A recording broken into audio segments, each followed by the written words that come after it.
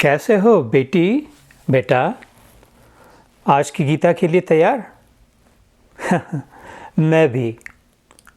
तो देखो, इस गीता में 18 अध्याय अर्थात समझने योग्य सबक या मार्ग है।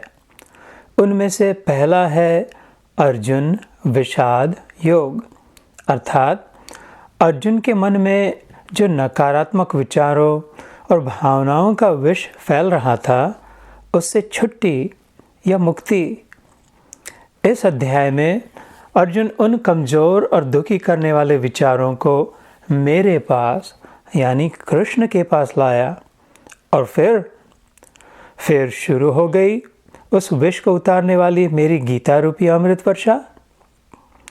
तुम्हें भी कभी डर लगता हो, मन में संदेह होता हो, आत्मविश्वास टूट रहा हो, अन्याय हो रहा हो, चिंता मजबूरी लग रही हो, क्या करे कुछ समझ न रहा हो, तो क्या करोगे बच्चे?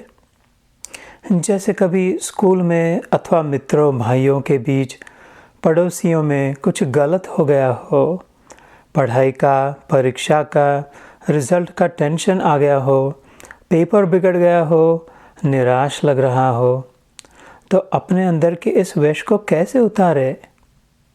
भाग जाना, चिल्ला चखलाना, रोना धोना, तो फिर बौखला कर बदला लेना, डरपोक कहलाना? नहीं ना, क्योंकि ये सब तो नकारात्मक विष ही है ना। इन सारी झंझटों से छुट्टी कराने वाला अमृत तो नहीं है ना। तो ऐसे समय हे मेरे अर्जुन, तुम भी वही करना जो उस समय मेरे उस अर्जुन ने किया था। मेरे पास आना, मेरी गीता की सहायता लेना, उसमें अपनी समस्या का हल ढूंढना, समाधान अवश्य होगा, उत्तर जरूर मिलेगा। जैसा लाभ उस समय उस मैदान के युद्ध में मेरे उस अर्जुन को हुआ था, वैसा ही और उतना ही लाभ इस समय तुम्हारे मन के युद्ध में मेरे इस अर्जुन को अर्थात तुम्हें भी अवश्य होगा। ये मेरी इसी गीता में की हुई अडिग प्रतिज्ञा है बेटा, और कईयों ने इस सत्य का अनुभव किया है, तुम भी करोगे। मुझ पर विश्वास रखकर मेरी गीता को जरा अपना कर तो देखो। तो इस अध्याय में से एकाध श्लोक यानी 2 पंक्तियाँ सुनोगे? इस अमृत समान उपदेश का कारण और आरंभ कैसे हुआ, यह कौतूहल है। ऐसे हुआ, उस काल के धृतराष्ट्र नामक एक अंधे और अन्यायी सम्राट ने, जो अर्जुन के सगे चाचा थे, उन्होंने शुरू में ही प्रश्न किया, धर्म क्षेत्रे कुरुक्षेत्रे समवेता युयुत्सवः मामकाः पांडवाश्चैव किम कुर्वत संजय। धृतराष्ट्र बोले, हे संजय, धर्म क्षेत्र कुरुक्षेत्र में एकत्रित युद्ध की इच्छा वाले मेरे और पांडु के पुत्रों ने क्या किया? अपने सगे छोटे भाई पांडु जो मर गया था, उसके अर्जुन आदि पुत्रों के प्रति धृतराष्ट्र के मन में अपनापन और कर्तव्य की नहीं, बल्कि गहरे भेदभाव और कपट की भावना पक्की हो गई। अर्थात मन में विष निर्माण हुआ, और वो विष अलग अलग रूप में दोनों ओर फैल गया। वो कैसे?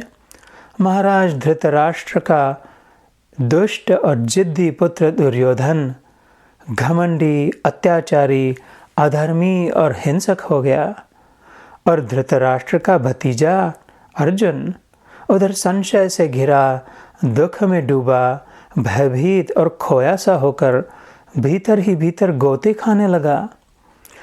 दुर्योधन और अर्जुन, इन दोनों के मन की स्थिति, उनके विचार और संवादों का वर्णन इस पहले अध्याय में है।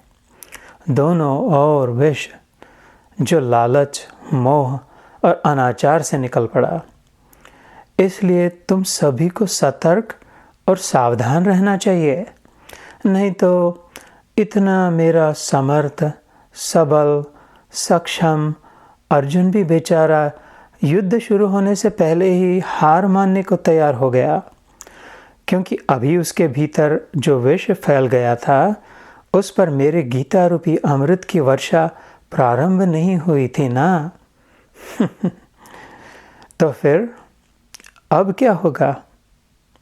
सुनते हैं दूसरा अध्याय, लेकिन एक बार पहले मुझे प्रेम से पुकार दो ना।